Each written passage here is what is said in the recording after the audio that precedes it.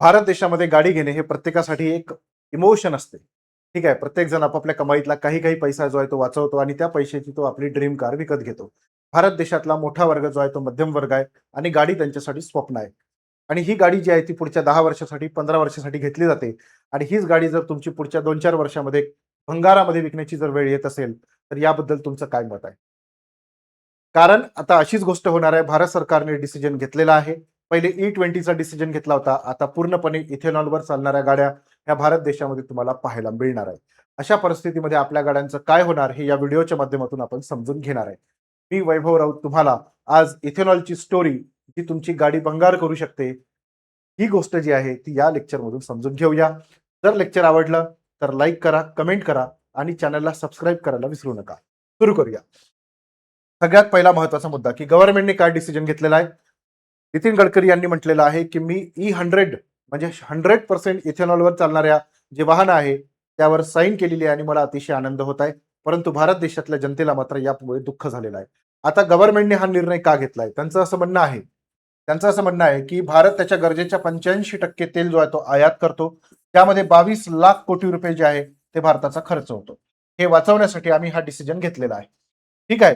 गव्हर्नमेंटने पहिले E10 म्हणजे पेट्रोलमध्ये 10% इथेनॉल मिसळायला सुरुवात केली. त्यानंतर 20% इथेनॉल मिसळायला सुरुवात केली. आता 20% ते 30% पर्यंत इथेनॉल हे पेट्रोलमध्ये मिसळला जात आहे. 85% इथेनॉल मिसळण्याचा निर्णय ऑलरेडी झालेला आहे आणि आता 100% इथेनॉलचा निर्णय गव्हर्नमेंटने घेतलेला आहे. ठीक आहे. यासाठी लक्षात ठेवा की जरी 100% इथेनॉलचा निर्णय घेतला असेल तरी तुमच्या इथेनॉलमध्ये 95% इथेनॉल राहील आणि 5% पेट्रोल राहील. कारण हिवाळ्यामध्ये जर तुमची गाडी थंड झाली तर तिला स्टार्ट करण्यासाठी पेट्रोलची गरज असते. त्यामुळे 5% पेट्रोल तुमच्या इथेनॉलमध्ये टाकलं जाईल. ओके. भविष्यामध्ये तुम्हाला यावर चालणारी वाहनं ही पाहायला मिळणार आहे. आता नितीन गडकरी यांनी काय म्हटलेलं आहे की भारत देशामध्ये जर आपण पेट्रोलवरची डिपेंडन्सी कमी केली आणि इथेनॉल पूर्णपणे सुरू केलं तर 15 रुपये लिटरमध्ये आपल्याला पेट्रोल मिळेल आणि ॲव्हरेज तेवढाच मिळेल. ठीक आहे. याबद्दलचं त्यांचं स्टेटमेंट जे आहे ते युट्यूबवर अवेलेबल आहे. ते आपण पाहूया त्यांनी काय म्हटलंय. चला जाऊ. आप 120 रुपए जो पेट्रोल ले रहे हैं उसका भाव हम 15 रुपए लीटर करेंगे. जितना एवरेज आपको 120 रुपए के पेट्रोल में मिल रहा है उतना एवरेज आपको 15 रुपए पेट्रोल की कीमत जो है 15 रुपए उतना लीटर का इथेनॉल का एवरेज मिलेगा. और काय म्हटलंय? 15 रुपये लिटरमध्ये आपल्याला इथेनॉल मिळेल आणि ॲव्हरेज तेवढाच मिळेल. परंतु जे तज्ज्ञ आहे या क्षेत्रातले जे तज्ज्ञ लोक आहेत त्यांचं म्हणणं आहे की हे 100% चुकीचं आहे. त्याचं कारण बघा काय आहे. त्याचं कारण असं आहे की पहिले E10 म्हणजे 10% इथेनॉल पेट्रोलमध्ये मिक्स केलं जायचं तेव्हा जेवढी प्राइस होती तेवढीच प्राइस 20% मिक्स केल्यावरही आहे पेट्रोलची. आहे की नाही? आणि गाड्यांचा जो मायलेज आहे हा गाड्यांचा मायलेज जी गाडी आधी 20चा ॲव्हरेज देत होती पेट्रोलला ती गाडी आता 15 ते 17चा ॲव्हरेज जी आहे ती देत आहे. त्यानंतर गाडीचं जे इंजिन आहे म्हणजे भारत देशामध्ये जवळपास 80% वाहनं जी आहे ही 80% वाहन E10 ला सूट करणारी आहे. म्हणजे E20 म्हणजे 20% इथेनॉल त्यांच्या इंजिनला चालत नाही. त्यांचं इंजिन खराब होत आहे. जंग पकडत आहे कारण इथेनॉलमध्ये पाणी असते. आहे की नाही? आणि मी माझ्या स्वतःच्या गाडीचं तुम्हाला उदाहरण देतो. माझ्याकडे जी गाडी आहे ती आधी हायवेला 21 किलोमीटरचा मायलेज द्यायची. ती 17 वर आलेली आहे. आणि सिटीमध्ये 13 किलोमीटरचा मायलेज द्यायची ती आता आलेली आहे 10 किलोमीटरवरती. 10चा मायलेज ती मला देते. म्हणजे तुम्ही इकडे किमती जरी कमी केल्या थोड्याफार तरी तिकडे गाडीचं इंजिन खराब होत आहे, गाडीचा मायलेज कमी होत आहे, मला सारखंच पडत आहे. आणि हीच परिस्थिती भारत देशातल्या सर्व लोकांची आहे की जे कष्टाने पैसा कमवतात, टॅक्स भरतात, प्रत्येक गोष्ट खरेदी करताना टॅक्स भरतात. त्यांची हीच परिस्थिती आहे. बरं, मग आता याच्यामध्ये तुमची गाडी कशी खराब होऊ शकते ते मी तुम्हाला समजून सांगणार आहे. ओके, पहा. आपल्या देशामध्ये इथेनॉल कशापासून बनवलं जाणार? ऊसापासून बनवला जाणार, तांदळापासून बनवला जाणार किंवा मक्यापासून बनवला जाणार. बरोबर आहे. आता बघा की तुमचं गाडीचं इंजिन कसं खराब होऊ शकते मी तुम्हाला समजून सांगतो. आपल्याकडे ज्या जुन्या गाड्या आहे म्हणजे इथून आधीच्या गाड्या त्या E10 ला कम्पॅटिबल आहे. म्हणजे तुमच्या पेट्रोलमध्ये जर 10% इथेनॉल मिक्स केलं असेल तरच ते जमेल. यापेक्षा जर जास्त इथेनॉल यापेक्षा जास्त पर्सेंटेज असणारं इथेनॉल तुमच्या गाडीमध्ये गेलं तर तुमचं इंजिन खराब होऊ शकते. काय होते? कार्बोरेटर डॅमेज होऊ शकते. इंजिनमध्ये पाणी जे आहे ते इंजिनमध्ये इथेनॉलच्या कोरड्या आणि गंज आणणाऱ्या गुणामुळे इंजिनमध्ये पाणी तयार होऊ शकते. ठीक आहे. इन्शुरन्स कंपन्या तुमचं खराब झालेलं जे इंजिन आहे त्याचं त्याला दुरुस्त करून द्यायला त्या नकार देत आहे का? कारण E20 इंधन जे आहे ते तुम्ही वापरलेले आहे आणि तुमचं इंजिन E10 लाच कम्पॅटेबल आहे, म्हणून ते तुमचा इन्शुरन्स मान्य करत नाहीये. ओके, 80% वाहन मालकांची तक्रार आहे की 10 ते 15% मायलेज घटलेला आहे. 2025 नंतर पर फ्युएल संबंधित इंजिन मध्ये बिघाड होणार आहे 40%. आणि जर तुमच्या इंजिन मध्ये बिघाड झाला तर तुमच्या गाडीच्या इंजिनचा खर्च हा 4 लाखांपर्यंत जाऊ शकतो. बरं, याचा बोजा कोणाला उचलावा लागणार आहे? गव्हर्नमेंट उचलणार का? नाही, तो तुम्हाला उचलावा लागणार आहे, मला उचलावा लागणार आहे. आपण ऑलरेडी गाडी घेताना 50% टॅक्स पे केलेला आहे. त्या गाडीमध्ये इंधन भरताना 50% टॅक्स पे केलेला आहे आणि ती गाडी रस्त्यावर चालवताना सुद्धा आपण टॅक्स पे केलेला आहे. आणि असं करताना सुद्धा जर अशी गोष्ट होत असेल तर ती प्रचंड मोठी आर्थिक नुकसानीची गोष्ट आहे भारतासारख्या देशामध्ये जिथे गाडी इमोशन्स आहे. चला पुढे जाऊ. इंधनाबाबत बचत. आता गडकरीजी काय म्हणताय की तुम्हाला E85 पेट्रोल जे आहे ज्यामध्ये E85 म्हणजे 85% इथेनॉल आहे ते 82 रुपयाला मिळेल. बघाच्या व्हिडिओमध्ये तुम्ही बघितलं की 15 रुपयाला मिळेल. ओके, आता बघा E85 जुन्या स्विफ्ट किंवा बलेनो किंवा तुमच्याकडे जी कोणती गाडी असेल त्याला चालणार नाही, बरोबर? मग जर चालली नाही तर काय होईल? तुम्हाला गाडी कमी माईल, एक तर चालणारच नाही, गाडीच्या इंजिनचा स्फोट होईल. आलं का लक्षात? आणि गाडीच्या इंजिनचा स्फोट झाला की विषय संपला, बरोबर आहे का? आणि आता जो इथेनॉल आहे त्यामुळे तुमच्या गाडीचा मायलेज कमी झालेला आहे, म्हणजे स्वस्त इंधनाचा फायदा जनतेला मिळणार का? नाही मिळणार. बरं, मग आता दुसरी गाडी आपण घेऊ शकणार का? E85 कम्पॅटेबल असणाऱ्या ज्या गाड्या आहेत त्या 2 ते 3 लाखांनी महाग आहे. आपली गाडी 2 ते 4 लाखांनी स्वस्त जाणार आहे, म्हणजे 5 ते 7 लाख रुपयाचा बोजा जो आहे तो एका सामान्य नागरिकावर पडणार आहे आणि अत्यंत चुकीची गोष्ट आहे, बरोबर? बरं, आता बघा आपल्या देशामध्ये 90,000 पेट्रोल पंप आहे जिथे E85 तुम्हाला कुठेही मिळत नाहीये. आता भारत म्हणतो की आपण इंडिपेंडंट होणार, आपण आपलं इंधन बनवणार, पण रियालिटी ही आहे की 2025 मध्ये अमेरिकेकडनं आपण 31.8 दशलक्ष गॅलन इथेनॉल आयात केलं. आता इथे कुठे आपण इंडिपेंडंट आहोत? बरं, आता आपण अरब देशांवर 5% पेट्रोलसाठी डिपेंडंट राहिलो किंवा 15% पेट्रोलसाठी डिपेंडंट राहिलो आणि इथेनॉलसाठी आपण अमेरिकेवर डिपेंडंट राहिलो. बरं, मग आता इथेनॉल बनवण्यासाठी पाणी किती लागणार आहे ही एक खूप मोठी समस्या आहे. भारत देशाची लोकसंख्या 150 कोटी आहे आणि या 150 कोटीला बऱ्याच भागामध्ये पाणी मिळत नाही. भारत देशामध्ये जगातल्या सर्वात प्रदूषित नद्या आहे, त्या संदर्भात कुठलीही ठोस पॉलिसी नाही आहे. अशा परिस्थितीमध्ये जनतेच्या हक्काचं पाणी जर इथेनॉलला तयार करण्यासाठी गेलं तर भविष्यात भारतात भयंकर मोठा दुष्काळ पडेल. बघा, समजून घ्या. भारत सरकारचे अन्न सचिव संजीव चोप्रा यांचं काय म्हणणं आहे बघा. 1 लिटर इंधन म्हणजे इथेनॉल तुम्हाला बनवायचं असेल तर जवळपास 10,790 लिटर पाणी त्याला लागेल. हे प्रमाण जे आहे म्हणजे सुरुवातीपासून, म्हणजे इथेनॉलसाठी ऊस तुम्ही लावला तुमच्या शेतामध्ये तर त्या ऊसाला तुम्ही जे पाणी देता तिथपासून तर इथेनॉल तयार होतपर्यंतचं हे कॅल्क्युलेशन आहे. नीती आयोगाच्या रिपोर्टनुसार 2030 पर्यंत भारतात 21 शहरं बेंगलोर, चेन्नई, दिल्ली भूजल टंचाईचा सामना करतील. तरीही आपण एवढं मोठं पाणी इथेनॉलसाठी वापरणं हे योग्य आहे का? दुसरा मुद्दा, संपूर्ण जग इथेनॉलपेक्षा आता इलेक्ट्रॉनिक व्हेकलवर शिफ्ट होत आहे. तो जास्त क्लीन ऑप्शन आहे, जास्त फायदेशीर ऑप्शन आहे. अशा परिस्थितीमध्ये आपण इथेनॉलचा पर्याय का स्वीकारलेला आहे? चला एक मिनिट पुढे जाऊ. पर्यावरण वाचवणे हा आपला उद्देश असून यात पर्यावरणाचा प्रचंड मोठा नाश होणार आहे, कारण इथेनॉलसाठी पाणी प्रचंड लागणार आहे. हे पाणी तुम्ही कुठून आणणार? जर हे पाणी तुम्ही तुमच्या इथेनॉलकडे वळवलं तर जनतेला ते कमी पडेल. मग भारत हा पाणी टंचाई सोबत आता झगडणारा देश भविष्यामध्ये पाहायला मिळेल, हे मात्र नक्की. पुढं, शेतीचं पाणी इंधनासाठी वापरणार का? मग आता मला सांगा की महाराष्ट्रामध्ये 4% जमीन ऊसाच्या लागवडीखाली आहे, 60% पाणी त्याला लागतं.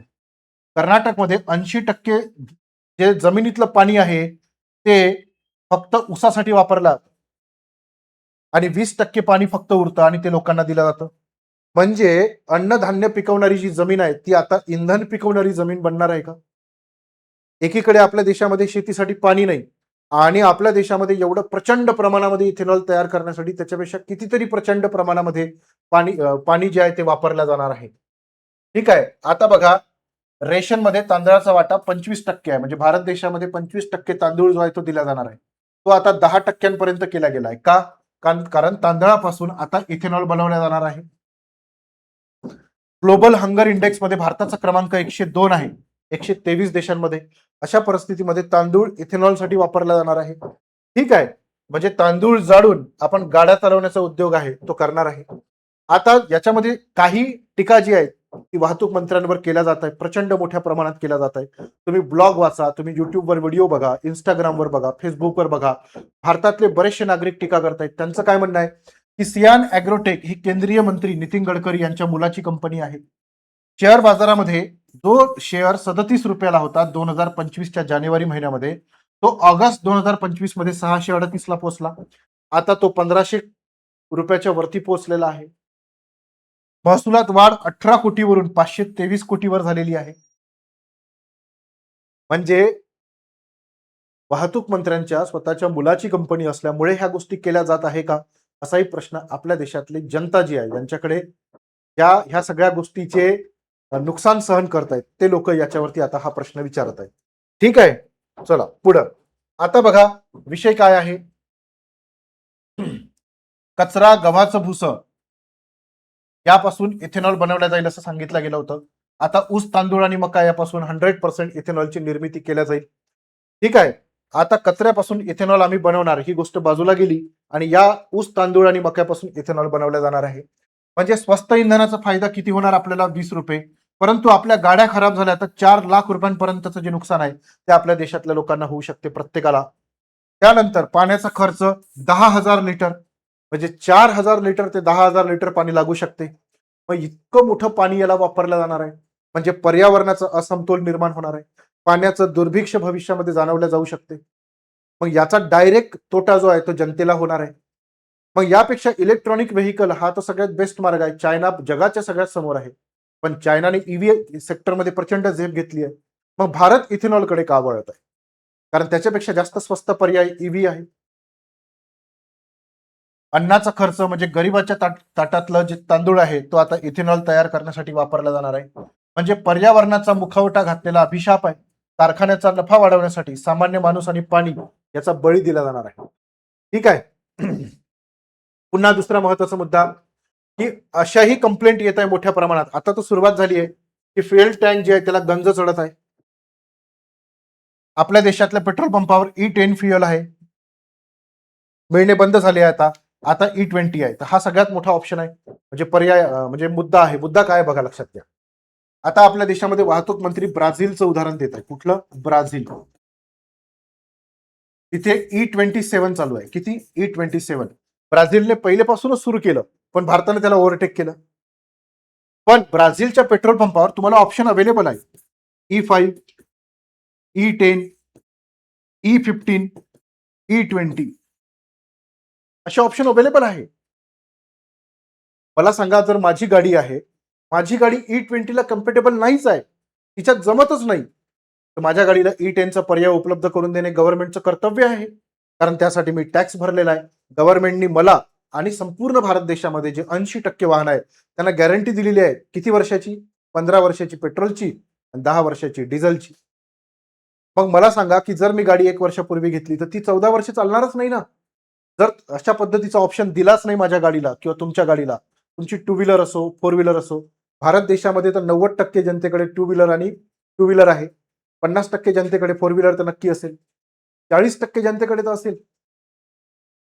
मग तुम्ही ऑप्शनच नाही ठेवला तर गाड्याची इंजिन खराब होणार, मग त्याचं आर्थिक नुकसान कोण सहन करणार? बरोबर. तर हा सगळ्यात महत्वाचा मुद्दा आहे. कोणतीही पूर्वकल्पना न देता हा बदल का केला जात आहे? नव्या पेट्रोलमुळे गाडी रस्त्यात बंद पडली तर मग काय करायचं? मायलेज कमी झाला आहे, त्याचं नुकसान कोणाला होत आहे? फ्युएल टँक मध्ये गंज लागलाय, त्याचं नुकसान कोणाला होत आहे? गव्हर्नमेंट म्हणताय का की आमच्या ह्या पॉलिसीमुळे जर तुमच्या गाडीचं नुकसान झालं तर आम्ही तुमच्या इन्शुरन्समध्ये कव्हर करून देऊ? असं काहीच म्हटलेलं नाहीये. म्हणजे अल्टिमेट हा सगळा खर्च, भुर्दंड कोणाला बसणार आहे? सामान्य नागरिकाला बसणार आहे. बरोबर. येस, पुढे जाऊ. ऊसाची मळी, तांदूळ किंवा मका फर्मेंटेशन करून इथेनॉल जे आहे ते तयार केलं जाणार आहे, हे मी तुम्हाला सांगितलेलं आहे. गव्हर्नमेंट म्हणताय की याच्यामध्ये शेतकऱ्यांचा फायदा होणार आहे, परंतु प्रचंड हिडन मोठं जे नुकसान आहे ते नुकसान होणार आहे. Okay, very good. आता चला पहा,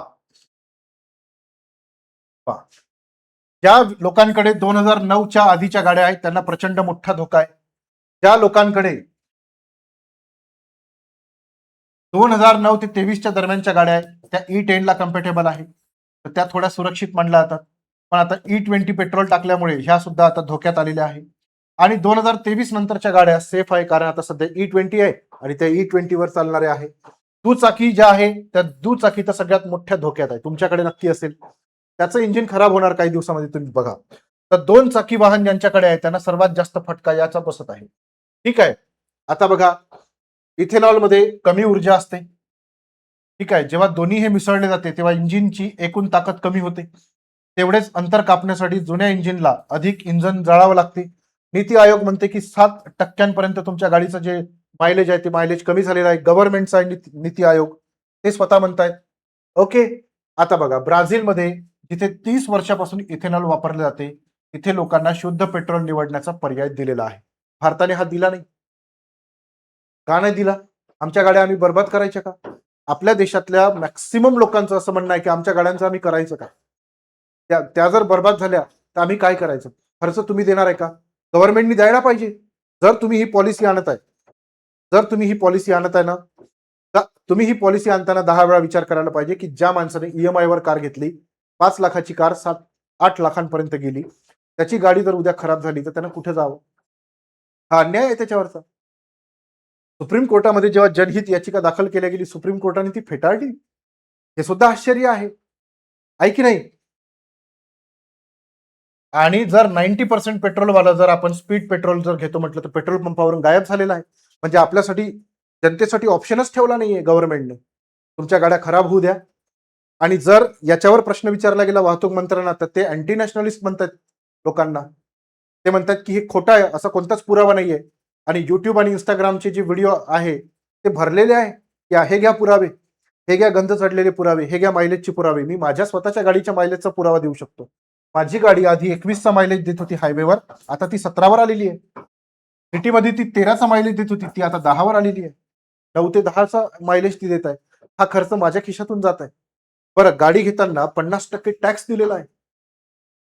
बरोबर. त्यानंतर त्या गाडीमध्ये जे इंधन भरतो त्याच्यावर आपण 50% टॅक्स देतो. आणि ती जेव्हा रस्त्यावर आणतो तेव्हा टोल टॅक्सच्या माध्यमातून टॅक्स देतो. इतकं टॅक्स दिल्यावर सुद्धा जर आपल्या गाडीतला कुठल्याही प्रकारची सुरक्षा मिळत नसेल तर हे तर अन्याय आहे. असं आपल्या देशातला मोठा वर्ग जो आहे तो हे बोलत आहे. बऱ्याचशा लोकांना याची माहिती नाही, त्यांना अवेअरनेस नाही, म्हणून त्यांना कळत नाही. उद्या त्यांच्या गाड्या खराब झाल्या तेव्हा त्यांना ह्या गोष्टी कळतील. ठीक आहे. मग एकमेव इंडियन ऑइलचं XP100 आहे आणि हे प्रचंड महाग आहे. कळलं का? तर हे साधे लोक घेऊ नाही शकत, मीच नाही घेऊ शकत. म्हणून कोणताही मोठा बदल करताना जनतेला पूर्वकल्पना देणं गरजेचं आहे. पण कोणतीही स्पष्टता न देता हा नियम लागू करण्यात आला. बरं, E20 लागू केलं बरोबर एप्रिल पासून.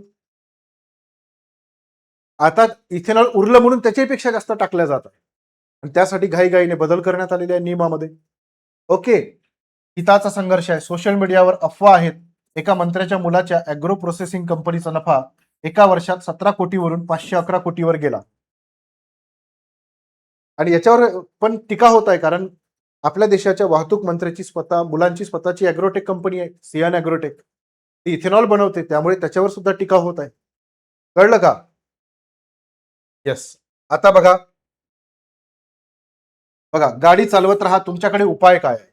तुमच्याकडे एकच उपाय आहे की तुमची गाडी तुम्ही चालवत राहा. इथेनॉल जर तुमच्या गाडीमध्ये जास्त वेळ राहिलं तर तुमच्या गाडीचा ओलावा जो आहे टँकचा तो वाढेल आणि तुमच्या गाडीची टँक खराब होईल. उभी करताना कमी इंधन ठेवा. जर तुम्ही जास्त दिवस तिला गाडीला उभं करायचं आहे तर तुम्ही गाडी फुल करून ठेवू नका. आणि जुने रबर पार्ट जे आहे ते तुम्हाला बदलावे लागतील, ज्याची कॉस्ट 5 ते 6 हजार रुपये असेल. आणि हे गव्हर्नमेंट अजिबात देणार नाही. ठीक आहे, गव्हर्नमेंटने तसं काही म्हटलेलं नाहीये. ओके. येस. आता इथेनॉल हे देशाचं अंतिम भविष्य आहे असंच वाटत आहे. पेट्रोल इंजिन फक्त 20% ऊर्जेचे रूपांतर गतीत करते, तर इलेक्ट्रिक वाहने 80% करतात. म्हणजे याचा अर्थ असा आहे की जर भारत इथेनॉल पेक्षा ईव्हीवर जर शिफ्ट झाला असता तर भारताचे ते जास्त फायद्याचं राहिलं असतं, कारण चायना पूर्णपणे शिफ्ट झालेला आहे. बरोबर आहे. कारण ते स्वस्त आहे, ते पर्यावरणपूरक पण आहे. ठीक आहे. आता बघा पॉलिसी काय आहे. अर्थव्यवस्थेसाठी आणि शेतकऱ्यासाठी फायदेशीर आहे असं म्हणताय, पण ज्यांनी गाड्या घेतल्या त्यांच्यासाठी मात्र हे त्रासदायक आहे. एप्रिल 2023 पूर्वीच्या ज्या गाड्या आहेत त्यांच्यासाठी रस्ट चढण्याचा धोका आहे. मायलेज मोठ्या प्रमाणात कमी होणार आहे. ठीक आहे. तर हा मुद्दा जो आहे हा मुद्दा आहे. कळलं? आता सगळ्यात महत्वाचा मुद्दा, गव्हर्नमेंटने काय करायला पाहिजे होतं, जे मी सुरुवातीला सांगितलं की त्यांनी ज्या जुन्या गाड्या आहेत त्यांना संरक्षण द्यायला पाहिजे होतं इन्शुरन्सच्या माध्यमातून. तुमच्या गाडीचं कुठलंही नुकसान झालं तर जेवढ्या वर्षासाठी आम्ही तुम्हाला परमिशन दिली आहे तेवढ्या वर्षामध्ये तुमच्या गाडीचं नुकसान झालं तर आम्ही कव्हर करून देऊ. हे नाही केलं आहे म्हणजे कल्याणकारी राज्याची संकल्पना नाहीये. हे सरळ सरळ या गोष्टी थोपवल्या जात आहे असा त्याचा अर्थ होतो. ठीक आहे, मायलेज कमी होत नाही असं ते म्हणताय. मायलेज ऑलरेडी कमी होत आहे, गाड्या खराब होत आहे आणि इथून पुढे जर पेट्रोल वाढवलं म्हणजे इथेनॉलचं प्रमाण पेट्रोलमध्ये वाढवलं तर पुन्हा गाड्या खराब होतील, भंगारात विकाव्या लागतील. जर तुम्ही तुमच्या गाड्या विकायला गेल्या तर त्याला रिसेल व्हॅल्यू सुद्धा मिळणार नाही, अशी परिस्थिती निर्माण झालेली आहे. ओके, तर विद्यार्थी मित्रांनो आणि भारत देशातले जेवढे नागरिक आहे की ज्यांच्याकडे गाड्या आहेत, टू व्हीलर आहे, फोर व्हीलर आहे, तुमचं मत काय आहे याबद्दल तुम्ही मला कमेंट बॉक्समध्ये नक्की सांगा. जर तुम्हाला हा व्हिडिओ आवडला तर नक्की तुम्ही लाईक करा आणि सबस्क्राईब करा, तुमच्या मित्रमैत्रिणींना नक्की शेअर करा. पण एक गोष्ट मात्र नक्की आहे की गव्हर्नमेंटने हे डिसाईड केलेलं आहे की आम्ही E85 त्यांनी ऑलरेडी आणलेला आहे, त्याच्यावरच्या गाड्या तयार होत आहे. E100 पण ते 100% आणणार आहे. परंतु सगळ्यात महत्वाचा मुद्दा आहे की तुम्ही हे कधी आणणार, कारण ज्यांनी आजच्या तारखेला गाडी घेतलेली आहे त्याने तर 15 वर्षासाठी गाडी घेतली, मग त्याचं काय. आणि ती तर E20 वर चालणारी आहे म्हणजे 20% इथेनॉल त्याला चालणार आहे. तुम्ही त्याला E85 मध्ये कसं कन्वर्ट करणार जर तुम्ही 2-3 वर्षात ही पॉलिसी लागू केली. जसं तुम्ही आता पॉलिसी लागू केली की आता E20च्या गाड्या मिळतील, E10च्या मिळणार, E20चं पेट्रोल मिळेल, E10चं तुम्हाला मिळणार नाही. का नाही मिळणार, तो हक्क आहे आपला, तो मिळायला पाहिजे असं बऱ्याच लोकांचं म्हणणं आहे. ब्राझीलने जसे पर्याय उपलब्ध करून दिले तसे पर्याय भारत देशामध्ये उपलब्ध व्हायला पाहिजे होते की नाही, तुम्ही मला कमेंट बॉक्समध्ये नक्की सांगा.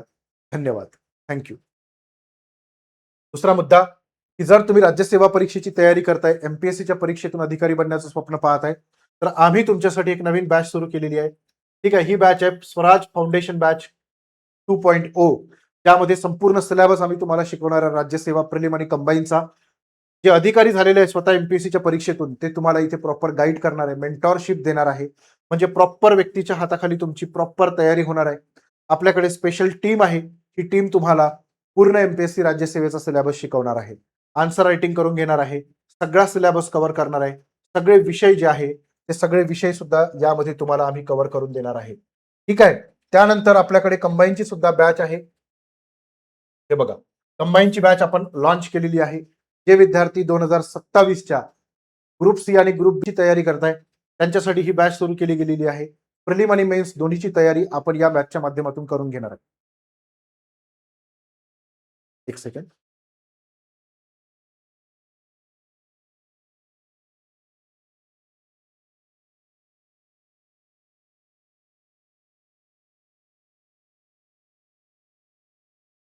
एक सेकंड.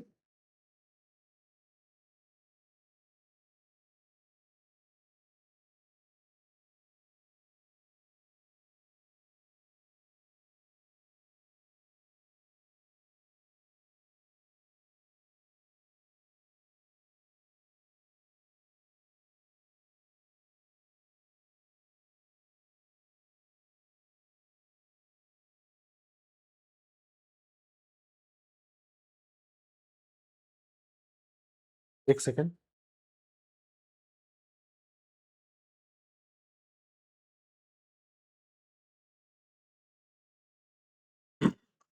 ठीक आहे, तर या बॅचच्या माध्यमातून आम्ही तुमची ग्रुप सी आणि ग्रुप बी ची पूर्ण तयारी करून घेणार आहे. To the point exam oriented शिकवणार आहे. ठीक आहे, जेणेकरून तुमची पोस्ट निघाली पाहिजे.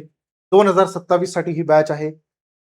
1 वर्षाची फाउंडेशन बॅच आहे. तुम्ही फर्स्ट इयरला असाल, कॉलेजच्या गृहिणी असाल किंवा तुम्ही ग्रॅज्युएशन कंप्लीट झालेलं असेल, तुम्हाला तयारी करायची असेल तर ही बॅच तुमच्यासाठी जबरदस्त बॅच असणार आहे. ठीक आहे, आणि ही स्वराज बॅच आहे.